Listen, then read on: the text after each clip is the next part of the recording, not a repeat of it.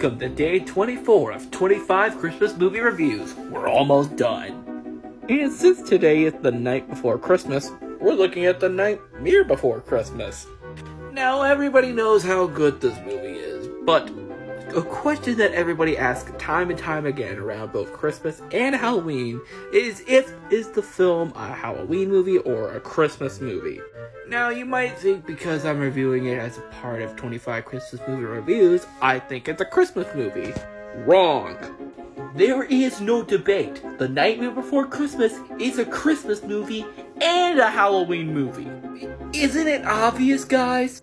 The plot of the movie is about Halloween creatures preparing to take over Christmas. In the same way that films like Cabin in the Woods is both a horror movie and a comedy, The Nightmare Before Christmas is both a Halloween movie and a Christmas movie.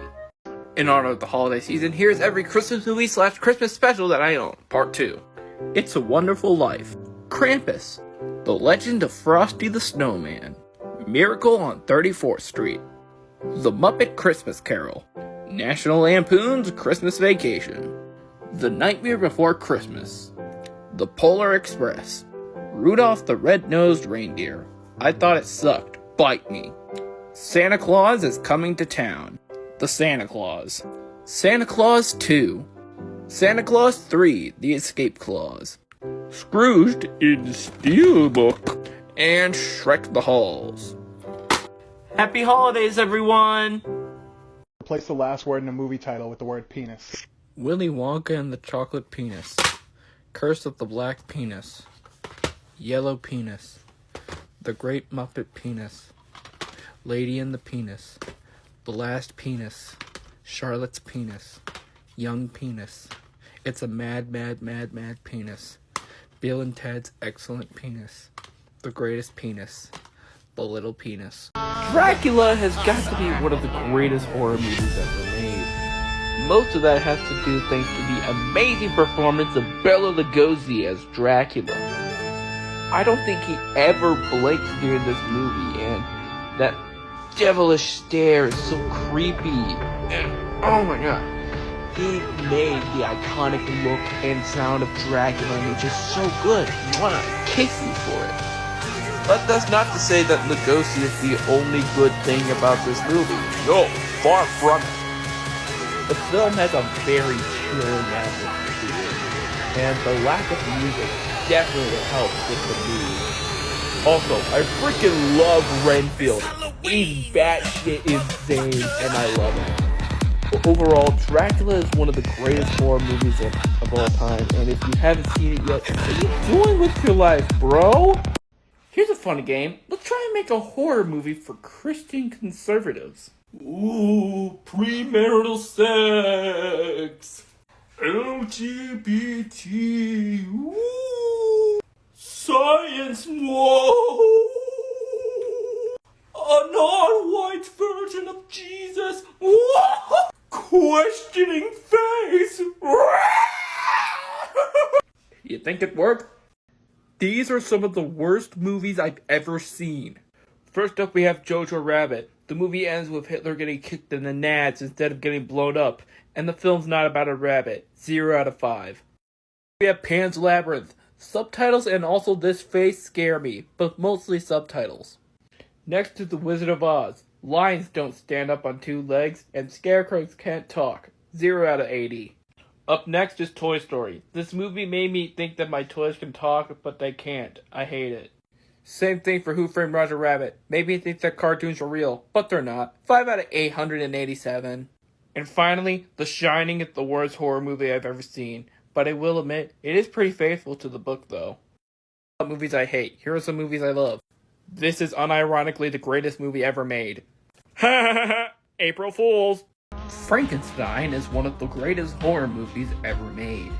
It's the story of a man who wanted to play God and ended up creating a monster. But the monster is just a confused soul who doesn't know what to do. But the villagers don't give a shit. This film is the source of a lot of different horror movie tropes, and they've become tropes for good reason because this film used them pretty well.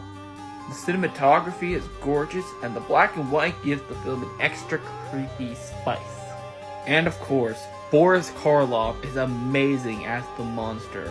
Underneath all of that makeup, and without saying a single line of dialogue, he still manages to give an amazing performance. Overall, Frankenstein is a horror classic that everybody should see at one point or another. It may be a little slow at first, but trust me, it's worth it. Let's take a moment and talk about The Mummy. Nope, not that one. Definitely not that one.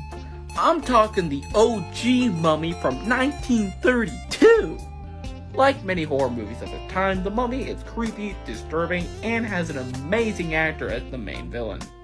Boris Karloff as the Mummy is absolutely fantastic. And it's funny because for the majority of the movie, he's not the typical mummy that we usually think of. For the grand majority of the movie, he's out of his bandages. And I actually really like that. I wish we would see more mummy movies like that. And this mummy never returned for a sequel. All the other movies featured a different mummy. So that makes the original 1932 mummy one of a kind and definitely worth a look. It's much better than whatever the frick this is. She's mummy thick, and the clap of her bandages alert Tom Cruise. Sorry I haven't posted in a week, but let's talk about Spiral! The latest film in the Saw franchise starring Chris Rock.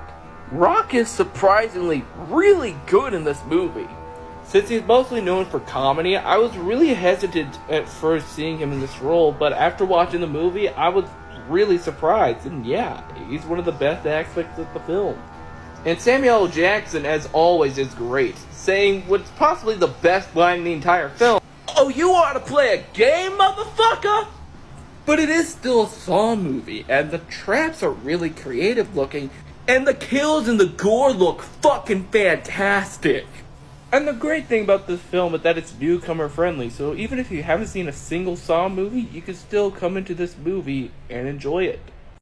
I did a movie haul today. Let's see what I got! First off, we have the original Addams Family movie from the 90s. Love this movie. It's a classic. I watch it every single year around Halloween, and it's great that I finally have it in my collection. Next thing up is The Karate Kid. This is one of those classics that I still haven't seen for some reason, but now that I own it, I have no excuse not to watch it, and yeah, this will definitely be a fun watch, I can guarantee that. Next up, we have Kong Skull Island. Had a lot of fun seeing this film in the theaters. I thought it was miles better than the 2014 Godzilla movie, and a lot of the actors were fantastic in it, so glad to own it. Next, we have The Wolf of Wall Street. Again, haven't seen this one either. Haven't seen a single Scorsese movie, believe it or not, but I feel like this will be a great introduction to the world of Martin Scorsese. Come back for part 2 where I reveal the other 2 movies that I got today. Draft time! I got a bunch of DVDs for $1 each, so let's go over them. Start things off, we got Banjo the Woodpile Cat. This is a short film directed by Don Bluth, the director of Land Before Time, Secret Nim, and All Dogs Go to Heaven. I've heard some pretty good things about this, being one of the director's first projects outside Disney, and I'm excited to watch it. Next, we got The Belko Experiment, a horror comedy written by James Gunn, which is Office Space meets Battle Royale, according to the poster. So I'm very intrigued to watch it. And we got Blade Runner. Yeah, I got Blade Runner for $1, and it's the final cut. That's awesome. Blade Runner for a freaking $1. Come on. Tune in to part 2 to see the other DVDs that I got for $1 each. I haven't posted all month, but I did another movie haul. I went thrift shopping and they had some movies for sale, so let's see what I got. Going in alphabetical order, I got The Adventures of Mark Twain. An animated classic directed by one of the greatest animators of all time, Will Vinton, the quintessential stop-motion animation director. Believe it or not, I haven't seen this yet, so it will definitely be an interesting watch. Next up, the modern horror found footage classic Paranormal Activity. Again, haven't seen this, so this will definitely be an interesting watch to see how found footage films got super duper popular. And last but certainly not least, with the new remake coming out this December, we got the original West Side Story on an old school 2003 DVD released by MGM. I legit can't wait to watch this. Which one of the three movies is your favorite? Why does The Shining have the director's name in the title, while Doctor Sleep has the writer's name in the title? Someone tell me in the comments. I went to Goodwill and got some movies and Books A Million to get some books. Here's what I got. Weirdly enough, all the books I got just so happened to be movie related, so fun. Books A Million was having a sale on their books where you could buy two and get the third for $1. And I also got a couple cheapos. Here are the cheapos. First off, we have Coraline. Yes, the original Coraline book written by Neil Gaiman. Love the movie, but I have not read the book yet. So, yeah, I've been meaning to read this one for a while now, and I finally own it. Next up is the only graphic novel that I got. That is a collection of different Miles Morales comics. This has issues 11 and 22 of Ultimate Spider-Man, but there was no side, so there was no number on the side. So I guess it's just fine if I just read this without any prior knowledge from the previous books. This was on sale for $5, and this has 12 comics inside. Awesome.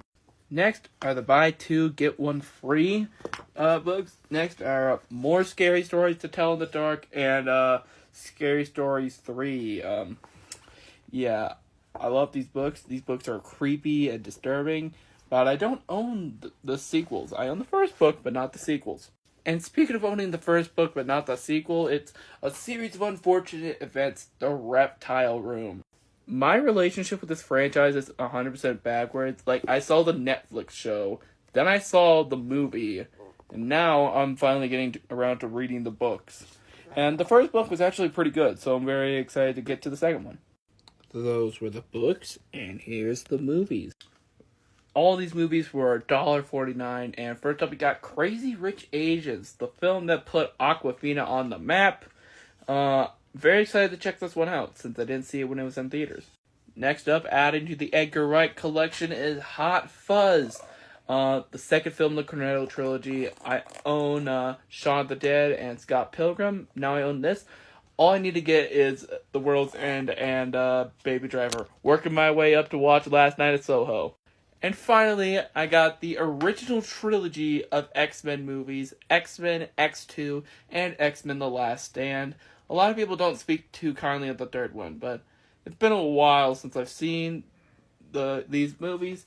Like, I don't think I've seen these since I was like 5 years old, so it'll be nice to watch these movies again now that this universe is dead. Alright, books and movies. Which one of these was your favorite that I picked up? Please let me know in the comments. Okay, let's talk about M. Night Shyamalan's Old. Based off of the graphic novel Sandcastle, which I have never read and I've never even heard of. Apparently, this film is based on it. I only figured that out because it was in the credits. Basically, it's a bunch of people that are trapped on a beach where they age rapidly. So rapidly to the point where they could die if they've been there for a couple of days. So they have to figure out a way to get off of the beach and also, stop aging. But it's not that simple. There's something preventing them from leaving the beach. But today I don't want to talk about any of the standard Shyamalan bullcrap, like the hokey acting and the completely bizarre writing. No, today I want to talk about a Shyamalan staple, the twist. Apparently the island is actually employed from the resort itself. Used to make medicine or something? And apparently the island isn't really explained on how it can age people up. Apparently the closest thing they get to an explanation that it's Mother Nature's intentions. I don't freaking know. Aren't twist endings supposed to explain everything and give explanations for what's going on? This just makes me more confused. Although the really little kids, the youngest of them, do get off of the island. Although they're not that little anymore. They're in their 50s. They tell the authorities, the resort gets shut down, the owner gets arrested, and these kids are just in their 50s now. literally having half of their life taken away from them. Gee, that sucks. Oh, and this movie killed off a 6-year-old girl and had that same 6-year-old girl get pregnant.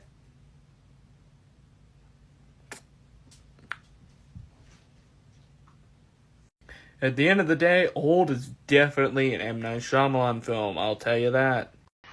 I just went on vacation and I did quite a bit of shopping.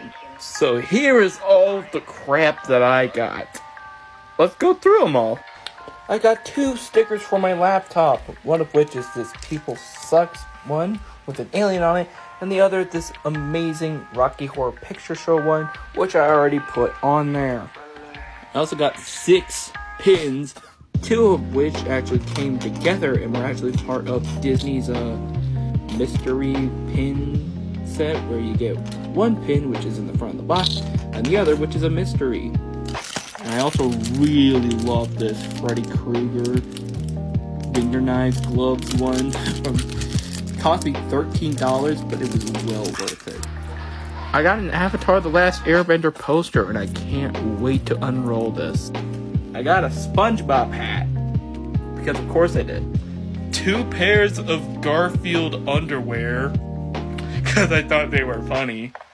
This amazing Jaws t-shirt, which, holy crap. NECA's releasing these Toony Terrors toys, which are horror movie villains as cartoon characters. I already have Freddy and Jason, I broke the machete, and now I have Pennywise to the collection. I hope to get more. Then I got a freaking Labyrinth comic, how awesome is that? And I got 5 Funko Pop, including the Blue Spirit from Avatar The Last Airbender, Halloween Vision from WandaVision, T'Challa Star-Lord from What If, Unmaxed Sam from Trick or Treat, and freaking Alfred E. Newman from Mad Magazine. That is awesome. And I also got 4 movies, and if you want to know what I got in greater detail, I'm going to make a separate video all about these. Oh, yeah, and I also got a Rugrats t-shirt, but that's being washed right now, so I can't really show you. And that's everything. That was a lot of money spent. And now I gotta put this crap up. I went to Best Buy, I went to Target, and even a local store in order to get some movies. Let's see what I got. First off, with the lone DVD of the bunch, it's a Criterion DVD. This was the one I got from the local store, and it's The Devil's Backbone. The 3rd film, directed by Guillermo del Toro. I already own Pan's Labyrinth on Criterion, so it's amazing to also have Devil's Backbone in Criterion as well. Just need to get his first film, Osmos or whatever it's called. Something like that. Next, we got the Rocky Horror Picture Show on Blu-ray, the 45th anniversary edition. This cover is awesome. I love this movie. This film is absolutely insane. If you want a great horror comedy musical, this film is the one to watch. We got yet another horror movie, and it's the Texas Chainsaw Massacre on Steelbook. And this is an amazing looking Steelbook, by the way. Saw this film for the first time last year. It is very unsettling, and it's nice to have it in the collection. And finally, we have the only non-horror movie that I got, but it's a pretty cool one. Avatar The Last Airbender, the complete series. How did I not own this already? I own a bunch of Nickelodeon shows already, especially SpongeBob.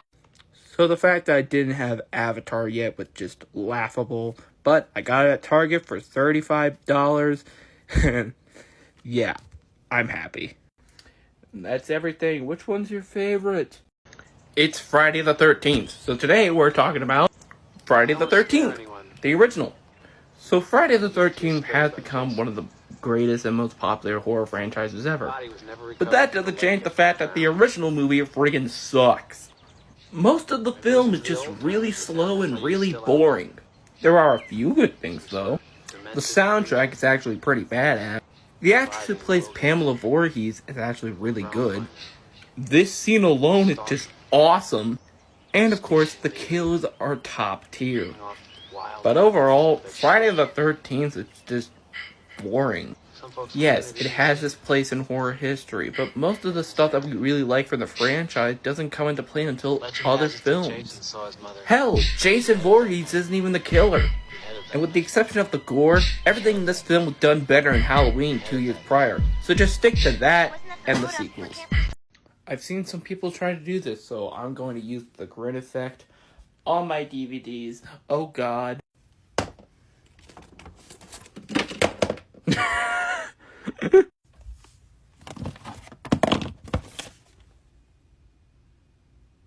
Yeah, it took a while, but yeah, that's great. Boom. Other shelf.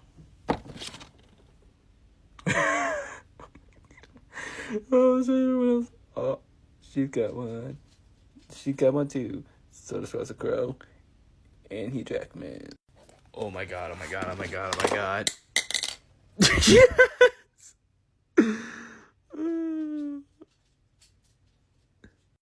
Alright, now let's try a toy. Look at the guy. I went shopping this weekend and I got quite a bit of stuff. Let's go over it. First of all, I got an Avatar sticker and a sock. Speaking of Avatar, I got some Avatar socks. I also got some Halloween Mickey socks. Cool. A great pumpkin hat because Halloween's coming up, you know.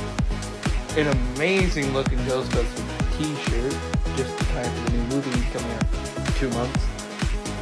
Funko Pop with the Universal Monsters Dracula, which is actually pretty rare. Garfield, his 9 lines. They're basically just Garfield in different scenarios. Some of them are actually pretty dark, like this is freaking Garfield. And that segues perfectly into Wacky Raceland. Basically, it's freaking wacky races in a Mad Max setting. This should be a lot of fun. Is that supposed to be Dick Dastardly? I actually saw a really good production of Wicked this weekend, and of course I got some merch. Got some pins. There's the poster, of course, but the other ones are based off of songs. A poster that's just the cover art. And Wicked, The Life and Times of the Wicked Witch of the West. The book that inspired the musical. This will be a fun read. And you seriously think I didn't get any movies? We got season 1 of The Office. Ever since The Office got took off of Netflix, I've been trying to get the whole show. I finally got season 1. Pretty in Pink Steelbook. Love John Hughes movies, so add this to the collection. This cover is pretty like mwah. Spooky season's coming up, so got Swamp Thing, the complete series. Look at this slipcover, man. Like, this is awesome. Yeah, the normal cover looks pretty cool too, but this slipcover is nice. And perhaps the one I'm most excited about, the first 2 seasons of How I Met Your Mother. I love this show. It feels great to own it physically. And that's everything. Now, how much money did I spend on all of this? Well, like half of these were gifts. The other half I spent on my own money. I don't know how much it was. Probably like $100. Over the past few months, I've had quite an obsession with steelbooks. So here are all the ones that I just so happen to own. My second ever steelbook was Blues Brothers. The film was a fun ride. I love the inside. I mean, look, there's the brothers. They're looking at each other. They're gonna give each other a kiss. Next is Django Unchained. Haven't seen this movie, but I love this steelbook. Terrible inside, just grayness, but I love the disc artwork. That's fantastic. This was a pretty cheap one that I found for $5 at Dollar General, so I decided to pick it up. And it was a movie I thought was okay, so why not? Here's the inside. It's got all 8 of them on the subway. My most recent steelbook being Pretty in Pink. This cover art is pretty. I mean, oh my god. I just wanted them to know that they don't break me. I love that the disc looks like a record. And here's the cool looking inside. And here's my first steelbook ever, Bill Murray's Scrooge. This movie is a fun parody of A Christmas Carol. I watch this every year. If you haven't seen Scrooge, definitely check it out this holiday season. My first ever steelbook was Bill Murray's Scrooged. I love this movie. It's a great parody of A Christmas Carol. I watch this every year. You should watch it this holiday season if you haven't already. And it has a nice insight of New York City. But probably my favorite steelbook I own has to be this one for Shaun of the Dead. I mean, I love that cover art. That cover's great. The back is badass with Shaun next to a bunch of silhouette of zombies. And the inside art, holy crap. I love this movie. I love the steelbook. Everything about this release, just fantastic. And lastly, we have the Texas Chainsaw Massacre, one of the most disturbing films I've ever seen. This film is very light on gore, but it definitely makes up in mood. This is probably my favorite steelbook in terms of the cover art, but just look at this shit, man. And it was so good, they put it on the disc. Thank you guys so much for watching this compilation of different horror-themed TikTok movie reviews that I've done over on this account. Ain't that a pretty-looking account? Don't you just want to give it a big ol' follow on TikTok? Don't you just want to give it a big ol' kiss on the lips? Mwah, mwah, mwah. I love it. So, yeah, follow me there and subscribe to the channel because the Halloween videos have officially begun. I have a lot of fun, different Halloween themed videos coming to the channel pretty soon, so stay tuned for that. Anyway, guys, I'll see you later. Bye.